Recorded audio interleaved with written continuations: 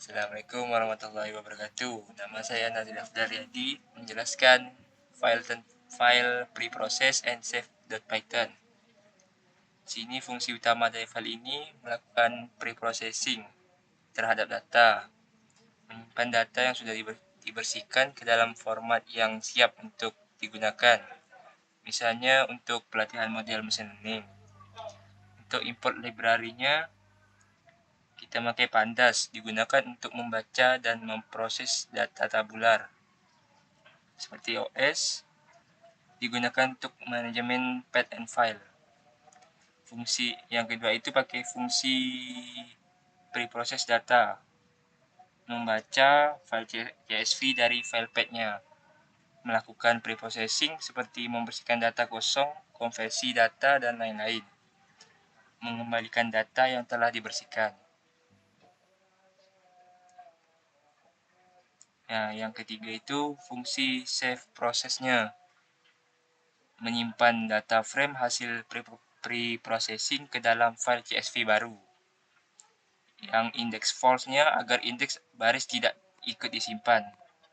Yang keempat itu bagian main atau eksekusi langsung. Jika file dijalankan langsung, maka ambil data mentah dari raw data CSV-nya. Proses dan bersihkan datanya, simpan hasilnya di proses data. Nah, yang kedua itu file data.python. Pindah. File ini memiliki perannya untuk mengatur alur data, mungkin sebagai penghubung antara berbagai bagian sistem. Tujuan skrip ini yaitu untuk melakukan pre-processing terhadap data mentah, menyimpan data bersih ke file baru untuk digunakan lebih lanjut, misalnya untuk analisis atau untuk pelatihan model AI atau ML. Strukturnya itu seperti fungsi preprocess data untuk membersihkan dan memformat data. Fungsi dari save proses data untuk menyimpan hasilnya, dijalankan langsung melalui if, name, dan main. Keunggulannya itu seperti modular. Modular itu kode dipisahkan berdasarkan fungsinya. Reusable, fungsi dapat digunakan ulang di proyek lain. Otomatisasi, proses berjalan otomatis dari input hingga output. Selanjutnya akan dijelaskan oleh saudara Rian. Rian. Baiklah, saya akan melanjutkan dari penjelasan dari saudara Azrul tadi, dan akan saya lanjutkan dengan bagaimana sistem ini bekerja melalui dua file utama, yakni app.python sebagai backend-nya dan index.yml sebagai tabel utamanya. Dan untuk sistem pencarian ini dilakukan secara lokal dengan hasil yang ditampilkan langsung ke pengguna tanpa ada hambatan. Oke, kita mulai dengan dari app.python. Untuk library atau hal yang harus kita persiapkan terlebih dahulu sebelum memulai coding ini, yaitu Flash ya, karena berbasis Flash memang, yang mana Flash ini adalah web framework dari Python. Oke, untuk library sendiri ini cukup banyak ya. Dan saya akan menjelaskan dari bagian-bagian dari library ini sendiri. Untuk pada line code 2, itu terkait search dokumen, itu kita ambil dari data.python ya. Dan ini berfungsi untuk pencarian beritanya. Selanjutnya pada line ketiga itu markup, itu dipakai untuk menampilkan teks dengan HTML atau bold.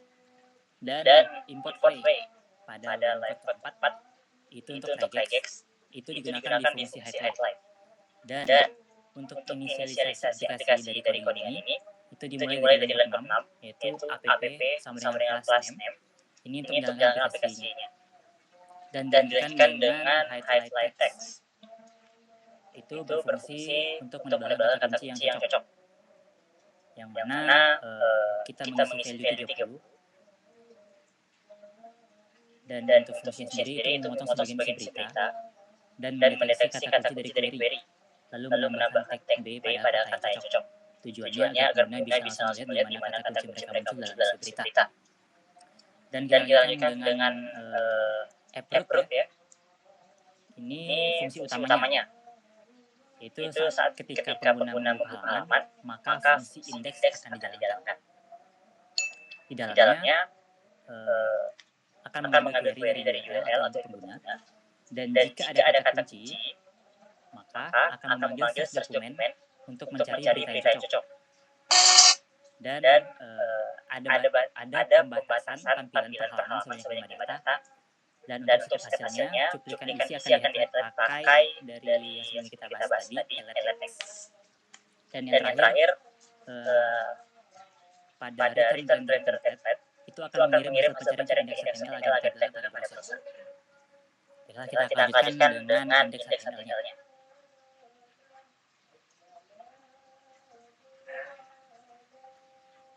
Pada indeks HTML ataupun yang dimana tampilan antara mukanya berbeda,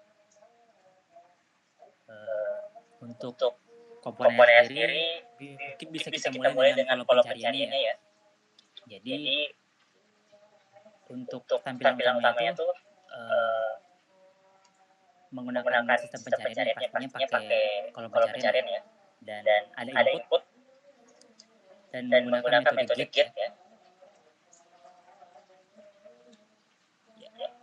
Untuk metodenya menggunakan get. Dan setelah diketik, maka pencarian akan dikirim ke backend alias ke app.python tadi dengan metode get. Dan dilanjutkan dengan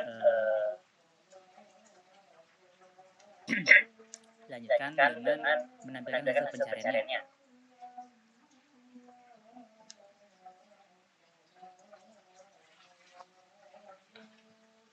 Lalu kita lanjutkan dengan pagination ya. Seperti yang saya bilang pada app.python tadi, itu jika hasil pencariannya lebih dari 5 dan akan ditampilkan tombol sebelumnya dan berikutnya. Dan untuk alur lengkap dari sudut pandang kodenya dari kedua file tadi, itu adalah yang pertama, pengguna mengetik kata kunci pada indeks HTML, lalu app.python menerima input query lewat URL, dan dilanjutkan dengan fungsi search dokumen tadi dari data Python mencari berita yang cocok atau relevan, dan cuplikan isi berita yang telah diproses akan ditandai dengan text, dan hasil dibatasi maksimal menjadi 5 dan dikirim kembali ke halaman indeks HTML.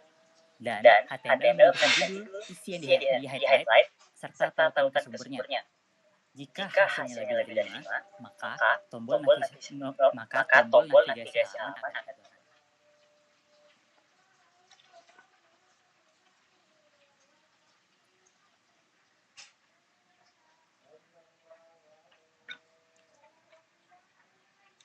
Untuk kesimpulannya sih, secara teknis sistem ini memanfaatkan kerjasama antara backend app.python tadi dan frontend yaitu indeks HTML-nya untuk membangun mesin pencari berita yang sederhana, cepat dan user friendly. Sekian dari saya. Terima kasih. Baik, mungkin saya akan mencontohkan bagaimana search engine ini bekerja. Akan pindah ke dulu.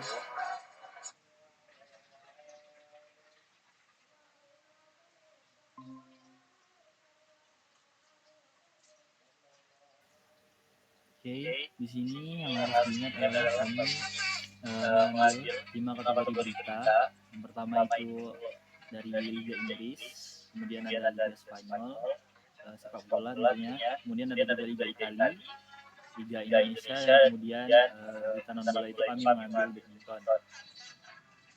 Kemudian di sini saya akan mencontohkan, misal saya memiliki kata Barcelona dan Madrid, maka di sini akan menampilkan berita yang ada kata Barcelona, kemudian ada kata Madrid, Real Madrid. Nah, kemudian bisa saya contohkan lagi yang lain seperti Liverpool and City. Di sini menggunakan operator and. Nah, di sini akan muncul kata Liverpool, kemudian City, dan juga ada untuk query and not. Di sini hanya untuk mencari kata Liverpool yang tidak ada kata City-nya di dalam berita tersebut. Nah, maka akan muncul Liverpool, ini berubah ya dari yang tadi, tidak ada kata City-nya. Kemudian juga ada untuk or, sini misalnya City or United. Sini akan tampil United. Kemudian juga akan tampil dari City itu sendiri, kata City itu.